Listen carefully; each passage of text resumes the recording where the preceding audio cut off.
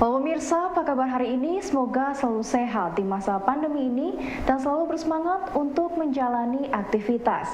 Bagi pemirsa yang harus tetap bekerja di luar rumah, jangan lupa menggunakan masker. Hari ini program Berita News Point hadir menjumpai Anda bersama saya, Amirah Dinda. Selama 30 menit ke depan, News Point akan menyajikan berita terbaru seputar Universitas Brawijaya dan Malang Raya. Jangan kemana-mana, keep on our channel News Point.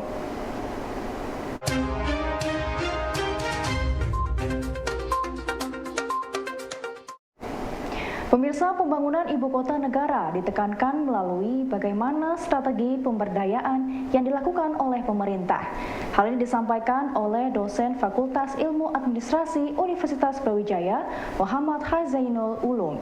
Selain itu, menurutnya pembangunan IKN ini juga tidak boleh melupakan dari sisi sosialnya, karena pembangunan itu tidak bisa dilihat sebatas dari sisi biaya atau materi, namun juga dari sisi biaya sosialnya.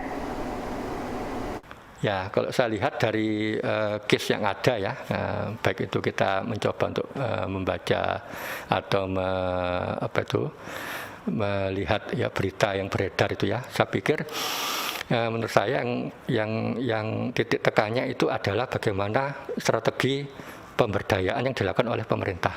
Ya, jadi jangan sampai melupakan sisi dari sosialnya ya. Karena bagaimanapun juga pembangunan itu tidak hanya sebatas kita lihat dari sisi biaya yang berupa finansial, ya kan, atau material, tapi juga harus dilihat dari sisi biaya sosialnya, ya kan. Apakah itu fair? Ada trade-off yang fair, yang bisa diterima. Ketika dampak pembangunan itu kemudian ditukar oleh biaya sosial yang begitu besar, apakah itu fair? Nah, seperti itu.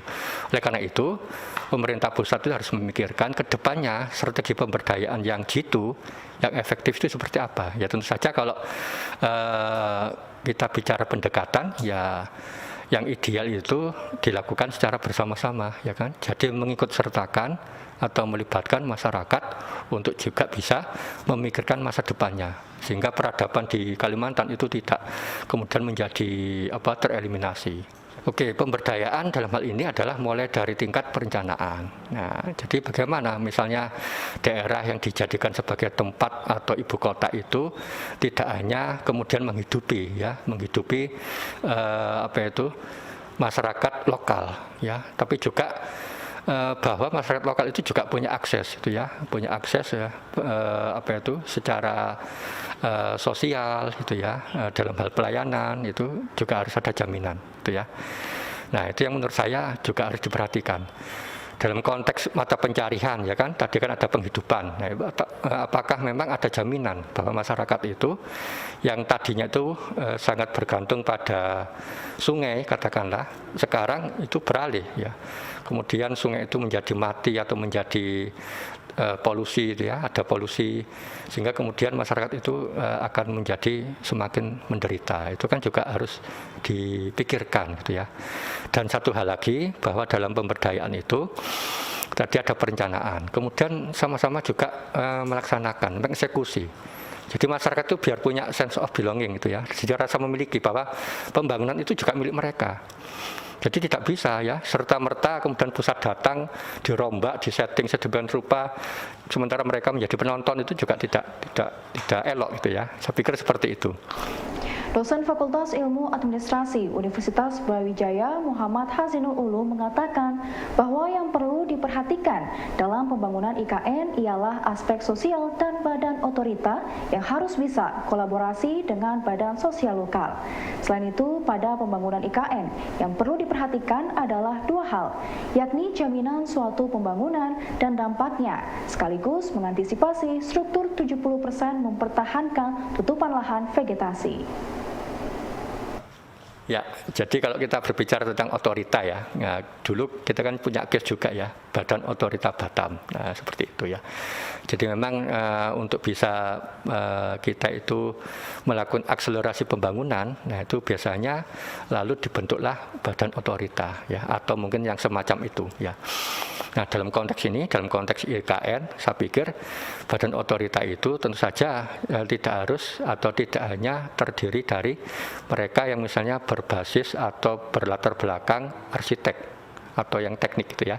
Tapi juga harus melibatkan mereka yang punya sense of social ya, social apa ya, dimension gitu ya. Jadi aspek sosialnya ya, intinya aspek sosial itu harus juga diperhatikan gitu ya. Dan badan otorita itu tentu saja juga harus bisa berkolaborasi dengan badan-badan atau lembaga sosial lokal. Nah, itu yang penting gitu ya. Dan lalu kalau seperti itu sudah terjadi, maka yang namanya kolaborasi itu kan bisa terrealisasi. Nah, kalau itu kemudian tidak dilakukan, saya pikir pemerintah pusat akan mengalami kesulitan ketika mencoba untuk melakukan pembangunan, tapi ternyata pembangunan itu tidak bisa diterima oleh masyarakat, atau mungkin kue pembangunan itu tidak sampai ke masyarakat lokal. Nah, itu kan merupakan hal yang tidak diinginkan. Ya, berarti kita berbicara tentang sustainable community empowerment ya. Jadi saya pikir kalau kita bicara sustainability atau keberlanjutan itu setidaknya ada dua hal. Yang pertama itu adalah jaminan ya. Jaminan bahwa suatu pembangunan beserta dampaknya itu kita bisa mengidentifikasi dan juga sekaligus bisa mengantisipasi. Ada jaminan seperti itu, untuk jangka panjangnya seperti apa. Jadi apakah misalnya tadi ya ada jaminan enggak pemerintah ada porsi 20% untuk infrastruktur dan 80% untuk mempertahankan tutupan lahan, tutupan vegetasi. Apakah sampai nanti apakah seperti itu? Nah, ini kan harus juga dijamin gitu ya. Pertama itu ya, ada jaminan pembangunan beserta dampaknya. Yang kedua itu adalah kita harus tahu bahwa biasanya kita kan terlalu tergantung ya, tersentralistik kepada faktor pimpinan atau pemimpin yang ada itu ya. Nanti juga harus kebijakan mereka itu juga harus bisa berkelanjutan gitu ya. Nah, jadi dari mulai master plan ya kan.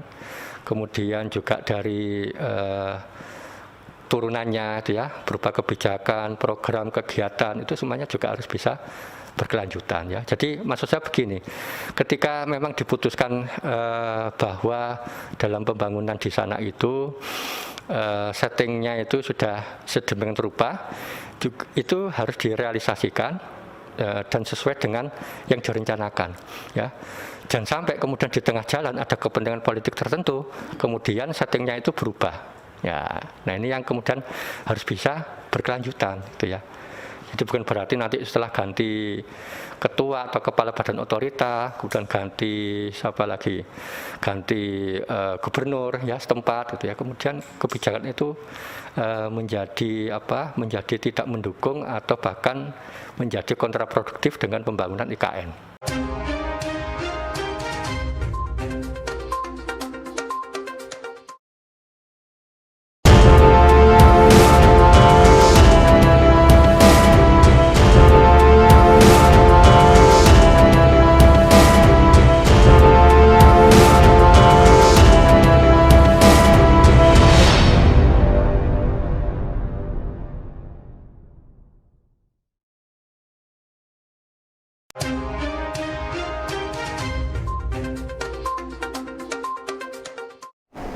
Pemirsa, komunitas Indonesia Mengajar berkolaborasi dengan Nutrihub Malang untuk mengadakan talk show bertajuk Unleash Your Potential Through Entrepreneurial Spirit and Leadership Skill. Hadir Arif Wijaksono dan Gading Aulia sebagai pembicara. Acara ini berlangsung pada Selasa malam 30 Agustus 2022. Pada acara talk show luring ini bertujuan untuk memperkenalkan komunitas Indonesia Mengajar dan membagikan pengalaman tentang kepemimpinan. Kegiatan hari ini itu adalah bentuk kolaborasi dari Nutrihub yang diwakili oleh Nutrihub di masing-masing kota dan Indonesia Mengajar. Jadi sebenarnya di tiap pembukaan daftar pengajar muda, Indonesia Mengajar tuh punya acara yang namanya M-Talks. Nah, untuk yang tahun ini sangat spesial karena menggandeng Nutrihub sebagai rekanan. Jadi pihak Nutrihub melalui Nutrihub dan yaitu menyediakan tempat, menyediakan minuman, terus juga karena bertepatan dengan programnya Nutrihub sendiri tentang entrepreneurship, dan Nutrihub juga menyediakan pembicara mengenai entrepreneur. Untuk kegiatan hari ini sebenarnya ini termasuk ke rangkaian kampanye, kalender wilayah kampanye pendaftaran pengajar muda. Jadi sebenarnya kegiatan ini tuh salah satu bagian dari beberapa rangkaian.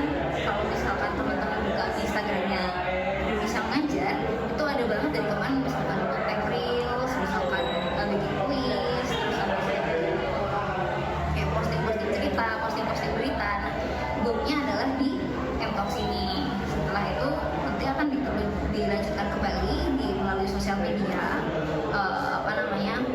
posting-posting tentang cerita, tentang pendaftaran sampai waktunya nanti penutupan pendaftaran. Jadi yang datang tadi tuh perkiraan sekitar 43 orang dari yang registrasi. Itu datang dari umum, ada yang udah kerja, ada yang dari beberapa komunitas atau organisasi yang ada di kampus-kampus sekitar rumah.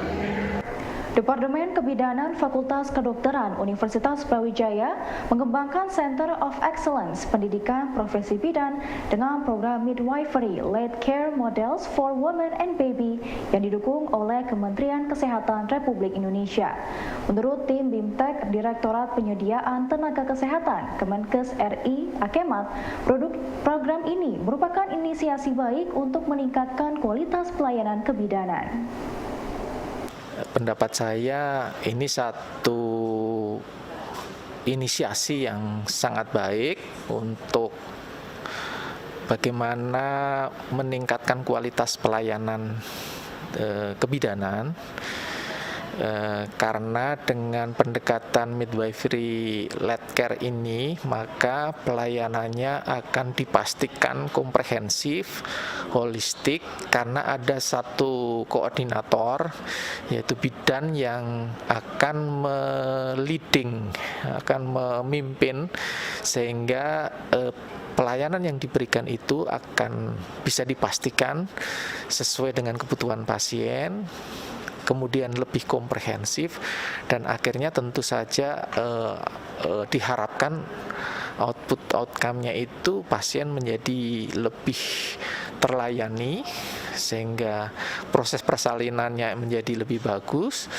Kemudian katakanlah misalnya dalam hal perawatan bayi, pemberian ASI dan sebagainya itu akan bisa dijamin lebih baik daripada yang selama ini, karena selama ini pelayanan kebidanan itu sudah terfragmentasi oleh banyak tenaga kesehatan sehingga koordinasinya menjadi tidak baik begitu. Nah, seperti itu. Ini inisiasi yang sangat baik. Saya pikir dengan dimulai di pendidikan, tapi juga nanti di tatanan layanan akan menjadi seperti apa, itu juga menjadi penting supaya bisa menjadi best practice, dan ketika itu menjadi best practice, center-center pendidikan yang lain, center-center pendidikan kebidanan bisa mereplikasi ini, UPI menjadi resources, menjadi referensi untuk bagaimana mengimplementasikan midwifery-led care ini dalam pelayanan kebidanan di tempat-tempat yang lain. Tapi memang harus ada bahwa piloting yang kemudian membuktikan bahwa ini semua bisa berjalan dengan baik dan menghasilkan output dan outcome yang sesuai dengan harapan gitu. Masyarakat saat ini masih menunggu kebijakan dan langkah apa yang akan diambil pemerintah dalam mengatur harga BBM Pertalite yang diisukan akan naik pada 1 September mendatang. Konsumsi Pertalite di Indonesia saat ini mencapai sebesar 80% dari total bensin, sehingga ketika harga Pertalite naik, tentu akan mendorong kenaikan inflasi. Kenaikan BBM ini kan secara ekonomi sensitif terhadap kenaikan inflasi gitu kan. Dan tentunya ketika BBM ini naik pasti akan meninggikan inflasi itu sendiri. Kalau kita lihat asumsinya di APBN 2023 ya, RAPBN-nya, setiap kenaikan $1 US dollar barelnya itu akan menaikkan atau negara akan jebol anggaran sekitar 5,3 T, dan itu tentunya bukan pilihan yang bijak bagi pemerintah untuk menambah subsidi. Nah, kaitan dengan inflasi, tentunya walaupun kemarin BI itu sudah menaikkan suku bunga acuannya menjadi naik 25 BPS tadi, cuma dengan adanya kenaikan BBM itu mungkin tidak akan bisa menghambat laju inflasi. Prediksi saya kalau misalkan ini yang gembar-gembor di media bahwa akan naik 10.000 dan yang lainnya, itu kemungkinan akan menaikkan inflasi kita sekitar 0,95 sampai 1,2%. Tentunya ini berat juga. Dan apa efeknya? Efeknya adalah nanti kepada daya beli masyarakat yang tergerus. Itu pertama. Yang kedua adalah nanti ada efek sampingannya. Misalkan beban industri untuk logistik, operasional itu menjadi semakin berat. Nah, ini menjadi hal yang kaitannya dengan berimbas kepada pengangguran. Pengangguran ini karena ketika ada beban yang meningkat di perusahaan, tentunya yang paling mudah bagi perusahaan adalah melakukan pengurangan pegawai, sehingga harus diwanti-wanti juga arahnya kepada penambahan angka kemiskinan. Tapi senyampang itu telah terjadi kalau menurut historis tadi, bahwa sebenarnya kenaikan BBM itu tidak terlalu signifikan sebenarnya, tergantung dari berapa tingkat kenaikannya. Kalau sampai tinggi itu pasti akan membuat masyarakat akan semakin terpuruk di tengah pemulihan ekonomi yang sedang gencar terjadi.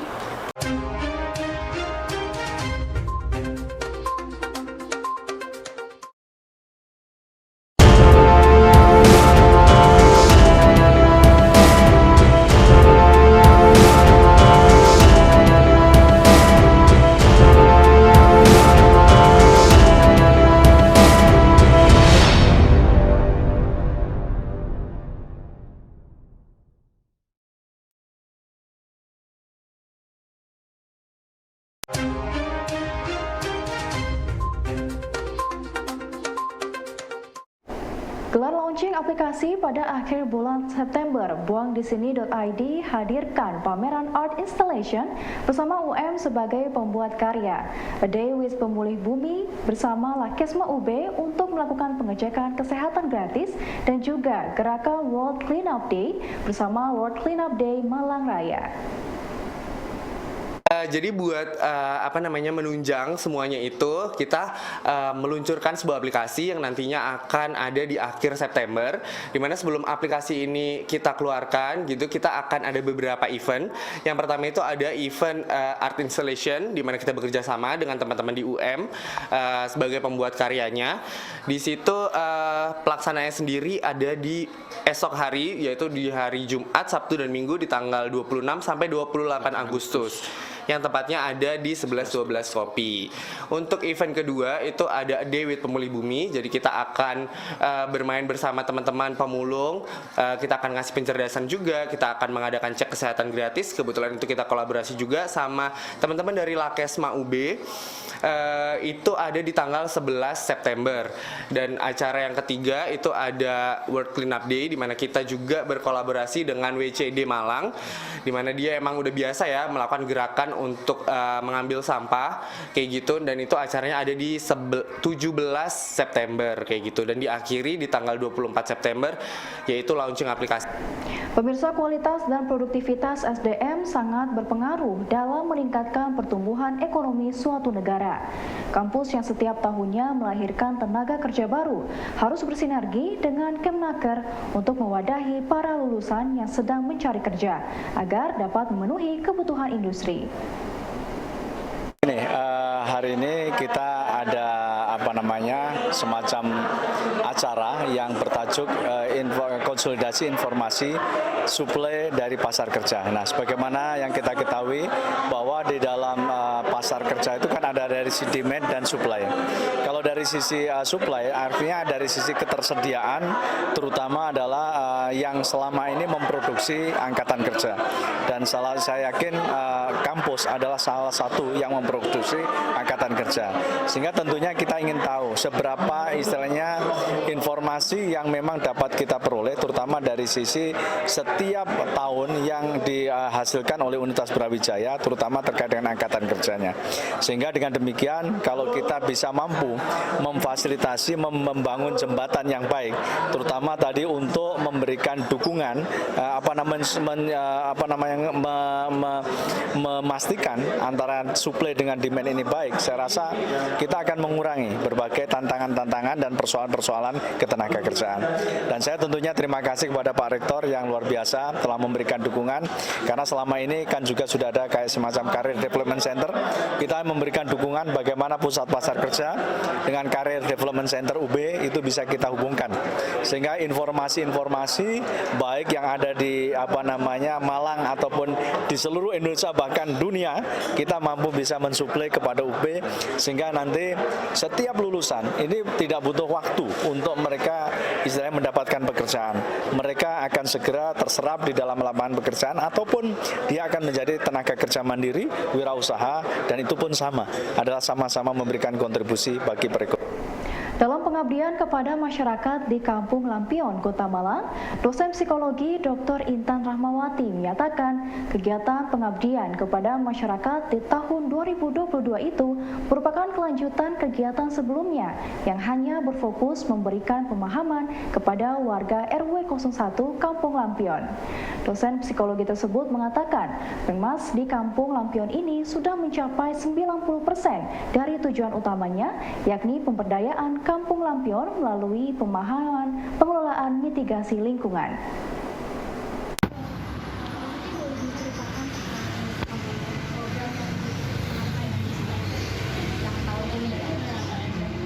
Alhamdulillah tahun ini terselenggara kegiatan pengabdian masyarakat mengenai pengolahan limbah sampah. Itu salah satu upaya untuk menyelamatkan lingkungan. Jadi salah satu bentuk mitigasi bencana adalah pengolahan limbah minyak jelantah. Program ini sebenarnya berlangsung dari tahun kemarin ya, melanjutkan dari tahun yang kemarin. Jadi tahun lalu kami sebenarnya ingin memahami bagaimana mereka pemahaman warga berkaitan dengan pengolahan minyak jelantah itu. Memahami nggak ternyata minyak jelantah ini ternyata bermanfaat sebenarnya, baik secara ekonomi maupun juga secara lingkungan, menyelamatkan lingkungan. Kemudian dari pemahaman ini rupanya warga juga perlu kita tingkatkan pemahamannya mengenai bagaimana cara mengolahnya. Nah, di tahun ini kami menjelaskan bagaimana cara mengolahnya. Kalau yang kemarin penguatan pemahamannya, kalau yang sekarang tahun ini bagaimana cara mengolahnya. Sehingga kegiatan ini serangkaian kegiatan yang multi tahun sudah terselenggara selama 2 tahun ini.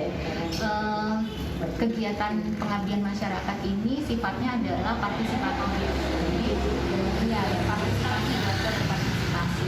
Pendekatan yang kami gunakan pendekatan pendidikan tindakan sehingga semuanya terefleksi dari hasil yang tahun lalu. Kalau misalnya dengan hasilnya, insya Allah di tahun depan dilanjutkan lagi, kami akan mencoba untuk bagaimana meningkatkan pendapat ekonomi dari minyak jelantah itu sendiri. Jadi mungkin sekitar kalau dari tujuan yang tahun ini, alhamdulillah insya Allah 90% sudah. Kan sudah punya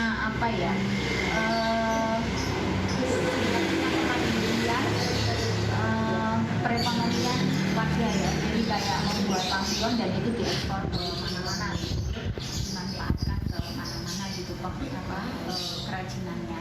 Nah, pengetahuan tentang bagaimana mengelola dan mitigasi bencana yang berkaitan dengan lingkungan ini memang perlu diberikan di sini supaya lebih bisa memberdayakan lampion yang memang sudah perekonomian